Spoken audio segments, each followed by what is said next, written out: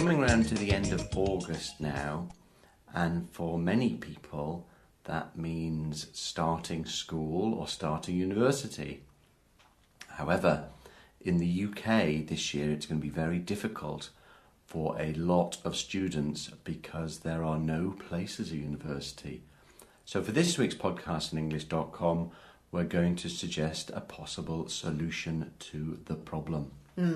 Richard slightly exaggerated when he said that there are no places at university. But this year, the number of courses available is dramatically lower than it has been. 2010, there are only 18,500 courses available. At UK universities? At UK universities, yeah, that's true. Compared to 32,000 courses that were vacant last year. And 180,000 students have applied, apparently. Yeah.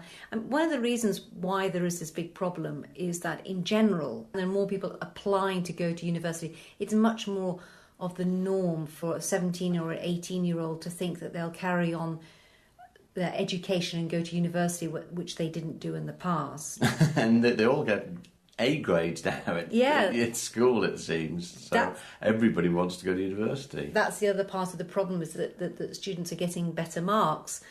So it's been suggested that for students who fail to get on a degree course, they should take up volunteering, partly to improve their CV and also because it's an interesting life experience. A lot of people take a year off between school and university, travel the world, have a good time, but it's suggested now people making more use of that time by volunteering for charities.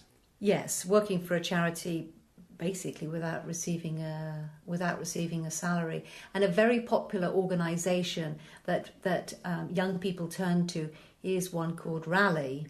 Right.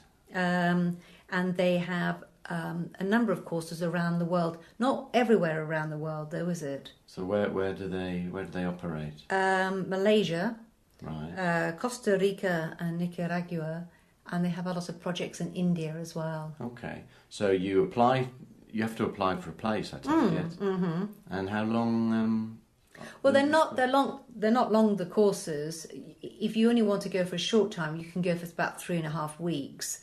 Most of them are about 5 or 10 week projects. Right, and you help the local people building schools or... There's lots of clearing paths and forests or installing water tanks and pumps and things like that. And is it right they actually have to pay for the pleasure of doing the work? Yeah, they actually have to fundraise before they go. A 3.5 week course actually costs £1,500, and if you want to go for 10 weeks, you have to pay £3,000 to do this, plus your flight. So if the students haven't got a place at university, having done their exams, then maybe next year they're going to be maybe able to get into university a second time, but also be able to go straight into employment because they've done this kind of thing. Good for the CV. Good for the CV.